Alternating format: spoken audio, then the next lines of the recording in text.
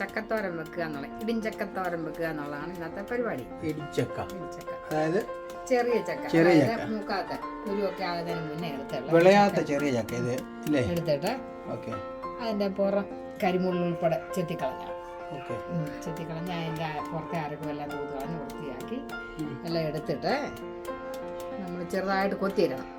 കൊത്തി അരിഞ്ഞ് തോരൻ വെക്കാനായിട്ട് പരിപാടി. അപ്പൊ ഇങ്ങനെ കൊത്തി അരിഞ്ഞ് ചെറുതായിട്ട് അരിഞ്ഞെടുക്കണം. ഓക്കെ. അപ്പൊ ഇത് എത്ര പകുതി ചക്ക എടുത്തോ? പകുതി താഴെ വെച്ചു. കറി വെക്കാനുള്ള പ്ലാൻ ആയിരുന്നല്ലോ അമ്മ പറഞ്ഞേ. ഓ, കറി വെക്കാൻ എല്ലാവർക്കും താല്പര്യമില്ല. എല്ലാവർക്കും ഇഷ്ടമില്ല. ഓക്കെ. ഫാദറിന് ഇഷ്ടം കറി അങ്ങ് മാറ്റിയിട്ട് തോരനോടെ പിടിക്കാം. നമ്മുടെ ഇടിച്ചക്ക എന്ന് പറഞ്ഞ വേറെ സംഭവം ഉണ്ടായിരുന്നല്ലോ. നമ്മുടെ കടച്ചക്കല്ല, മറ്റൊരു ചക്ക ഉണ്ടല്ലോ.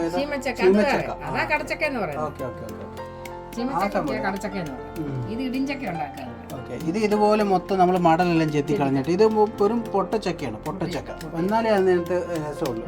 എന്നിപ്പോ ഇതുപോലെ ഇങ്ങനെ ഈ മടൽ ഇതിന്റെ കനം കണ്ടോ, ഇത്രയും കട്ടി കുറഞ്ഞ് അത് മൊത്തം മടലെല്ലാം ചെത്തി കളഞ്ഞിട്ട് വേണം ഈ സാധനം ഉണ്ടാക്കാൻ വേണ്ടി.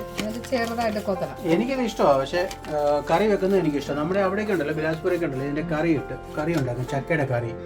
ഒരു വട്ടം ഞങ്ങൾ ഇറച്ചിക്കറി വെക്കുന്നു. ഞങ്ങൾ ഒരു വട്ടം ഉണ്ടല്ലോ കഴിക്കാൻ വേണ്ടി പോയിട്ട് ഞാനും സൈത്തും എല്ലാം കൂടെ എടുത്ത് വലിയ പീസുകളൊക്കെ എടുത്ത് മറ്റേ പ്ലേറ്റ് വെച്ച് കഴിഞ്ഞപ്പോഴാണ് സംഭവം ചക്കയെന്ന് അറിഞ്ഞത്.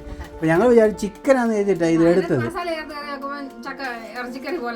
മറ്റേ സൈത്താണെങ്കിൽ വലിയ കാര്യത്തിൽ ഏതാണ്ടാണെങ്കിൽ ചിക്കൻ എന്താണ് വെജ് സ്ഥലത്ത് സൈത്തിന് ഇഷ്ടമല്ല വെജൊന്നും. അപ്പോൾ പുള്ളി എന്ന് ചെയ്താൽ ചിക്കൻ കഴിക്കാമല്ലോ എന്ന് എഴുതിയിട്ട് പുള്ളി പോയി എടുത്ത് വെച്ച് വന്നപ്പോഴത്തേക്കിന് ഇത്രയും വലിയ ചമ്മൽ പറ്റി പുള്ളിക്ക്.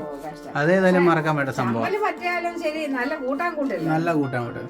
അപ്പോൾ അമ്മ ഇതിന്റെ റെസിപ്പി ഒന്നുകൂടെ പറഞ്ഞേ. അപ്പോൾ ഇത് എന്തൊക്കെ ഇട്ടാ ഉണ്ടാക്കുന്ന ഒന്ന് പറഞ്ഞേ. ഇതിനകത്ത് എന്തൊക്കെയാ ചേർക്കുന്നത്? ചക്ക ഇങ്ങനെ കൊത്തി അരിഞ്ഞിട്ട് സാധാരണ കാബേജ് തോരനൊക്കെ വെക്കുന്ന പോലെ ഇതിനകത്ത് തേങ്ങയും മഞ്ഞളും മുളകും വെളുത്തുള്ളിയും ജീരകവും എല്ലാം കൂടെ കൂട്ടി അരച്ച് ചേർത്തിട്ട് പിന്നെ കടു വറുത്തങ്ങ് വെക്കുകയാണെങ്കിൽ അതായിട്ട് ഏറ്റവും നല്ലത്. വെളിച്ചെണ്ണയുടെ ഉൾപ്പെടെ അതിനകത്തങ്ങ് കൊത്തി കഴിഞ്ഞാൽ കാവേജ് തോരൻ വെക്കുന്ന നമ്മൾ വെക്കുക പിന്നെ കഴിക്കും. കുഴപ്പമില്ല. ചേർത്ത് നല്ല രുചിക്ക് എടുക്കാം. നല്ല പച്ചമുളകൊക്കെ ചേർത്ത് ചെരിയോട് കൂടി ഉണ്ടാക്കണം കേട്ടോ.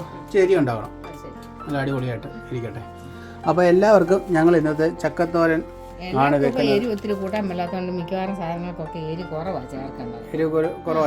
എല്ലാവർക്കും എരി അങ്ങനെ ഒത്തിരി. പക്ഷെ ഞങ്ങളുടെ ഇവിടെ എല്ലാരെയും പറഞ്ഞെന്ന് പറയുകയും ചെയ്യും, ഞങ്ങൾ നല്ലതായിട്ട് എരി കൂട്ടുകയും ചെയ്യും. നമ്മൾ പച്ചമുളക് ചേർത്താൽ അത്ര കുഴപ്പമില്ല. അപ്പോൾ കാന്താരി ഉണ്ട്, പച്ചമുളകുണ്ട്, പച്ചമുളകൊക്കെ ചേർത്താൽ കുഴപ്പമില്ല. അപ്പോൾ ഇന്നത്തെ എല്ലാവർക്കും ഞങ്ങളുടെ ചക്കത്തോരൻ്റെ റെസിപ്പി കിട്ടിയല്ലോ.